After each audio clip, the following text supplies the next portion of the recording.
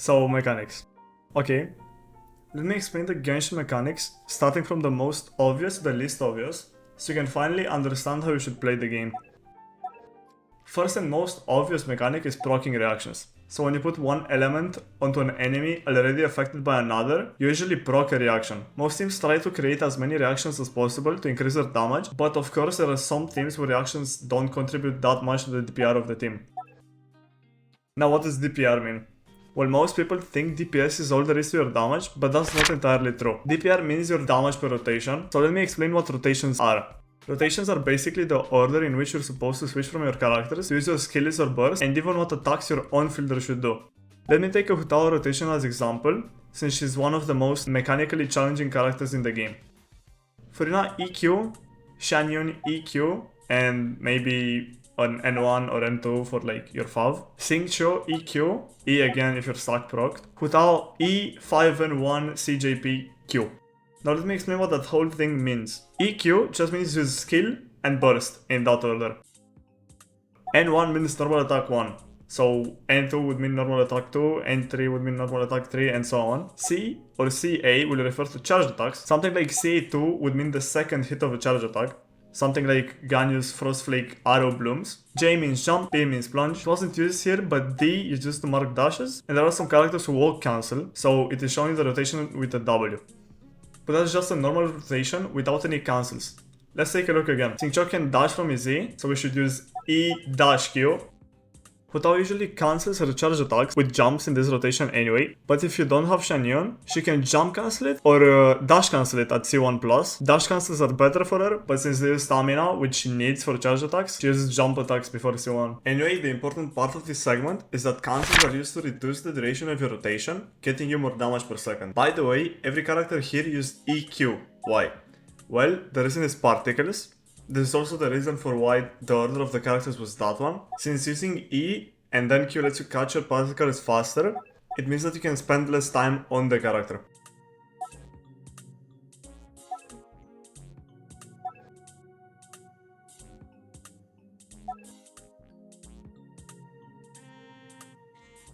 Anyway, what are particles? Particles are the way you get energy. You generate particles from skills, but there's also other ways to get energy, such as Favonius weapons generating clear particles, or sets like Exile and the hero set. The amount of energy you get per character differs depending on if the character and the particle are of the same element, and if the character is on field or not. So first, your character is active, same element will give 3 energy, clear would give 2, and a different element particle would give 1 energy. Now if your character is off field, same element would give 1.8 energy, a clear particle would give 1.2, and a different element particle would give 0.6. There's also how you calculate your energy requirement, the energy cost of your burst divided by the energy you get per rotation. This is not the only source of energy. When clearing abyss floors, you might have seen some orbs lying around from last chamber. They spawn after doing X amount of damage to the enemy, and they give 3 times the energy of particles, still following the same logic that particles follow. So, since the on-field character gets more energy per particle, you can funnel the particles to a character which doesn't necessarily meet the real requirement to get them closer to getting their burst, if not actually getting the burst. For example, most of the times play Xiangling with Bennett, you funnel Xiangling by using Bennett E and switching to Xiangling before the particles reach you. Now that we got the boring part out of the way, what is snapshotting? It basically means keeping your current stats on an ability even though they have changed. The most common example is Xiangling keeping Bennett's attack buff. Okay, so let's take these two scenarios. You ult on Bennett and then on Xiangling. Since Bennett's buff works for the on-field character, Xiangling loses the attack buff. That's pretty normal. Now, if the ability doesn't snapshot, it means that the ability also loses the buff. But in Xiangling's case, her Pyronido snapshots the buff, so even if Xiangling herself doesn't keep the attack buff, her damage is that of a buffed Xiangling. Because of how this works, it also means that an incorrect rotation, such as Xiangling Q and then Bennett Q, would result in a Xiangling that will not be able to use the buff. Now, not every buff is snapshotable. Two notable examples are Furina's damage bonus buff and Dryden's burst damage bonus buff. So even on snapshotable abilities, getting the buff after using the ability doesn't mean a DPS loss. It behaves like you would want it to behave. There are so many abilities that can't snapshot, and the weird thing is that there isn't really a clear boundary between snapshottable and unsnapshottable abilities, so if you want to know who snapshots or not, you're gonna have to check the wiki. Now that we got snapshotting out of the way, I can finally play Xiangling optimally, right?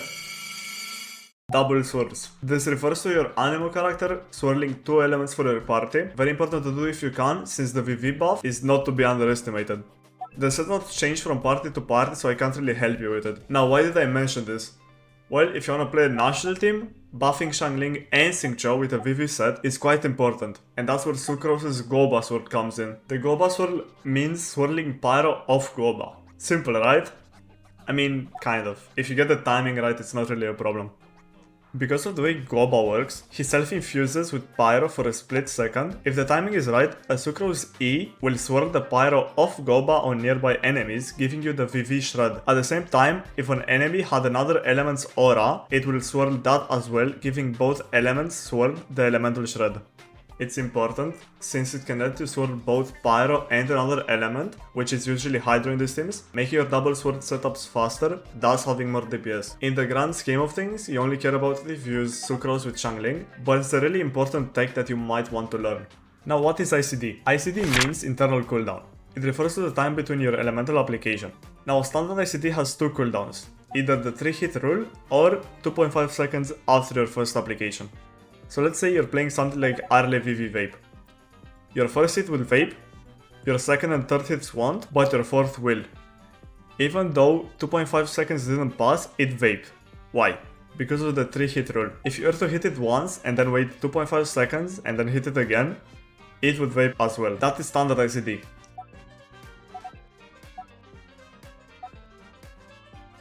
Some characters have non-standard ICD, so the values aren't 2.5 seconds or 3 hits. For example, Fischl's Oz coordinated attack having 5 seconds or 4 hits respectively. Or other characters have no ICD, so every hit will apply an element, like Xiangling. Yes, you couldn't escape her this video. Her burst is notorious for applying pyro with no ICD. Next thing on the list, grouping. This refers to manipulating AI attack patterns so that they're grouped together, letting you do more damage. Of course, there's characters who make this a breeze. Get it?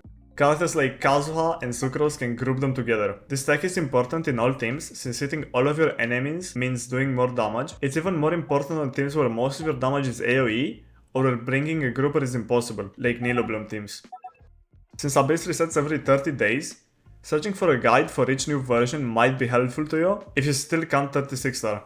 Anyway, I talked about ICD, rotations, double swords, particles. I could talk about elemental gauge theory, but that's boring. What? Okay, I'll explain what it means at least. Elemental gauge theory basically explains why reactions happen the way they do.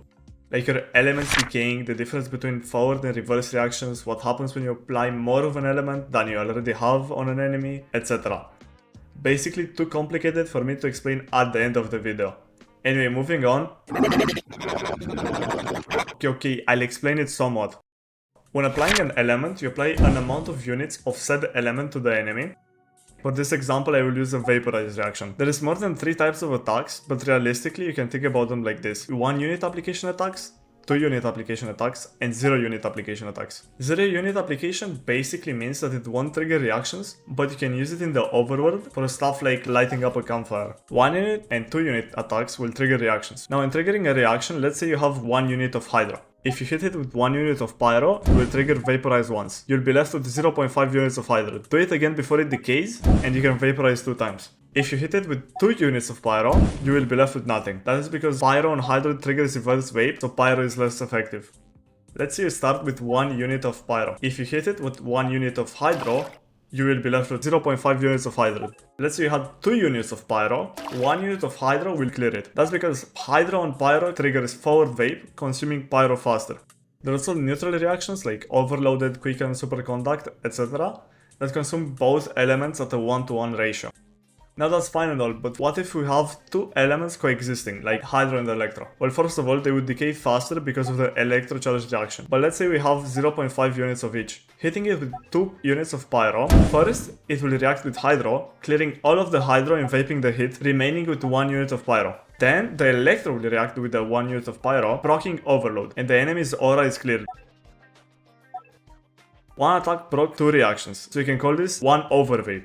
These are basically synergies between reactions, and similar things happen all of the time. Let's take Hyper Bloom for example. The Quicken Aura reacts with Hydro to create a bloom. A little bit weird, but it helps the party with the reactions. If you want to learn the gauge theory, I suggest finding a tutorial dedicated to it. Anyway, this was the mechanics guide. If you enjoyed the video, you know what to do. And if you want to learn more, you can subscribe for more guides or watch the previous episodes in the series. This was it for now, so I'll see you next time.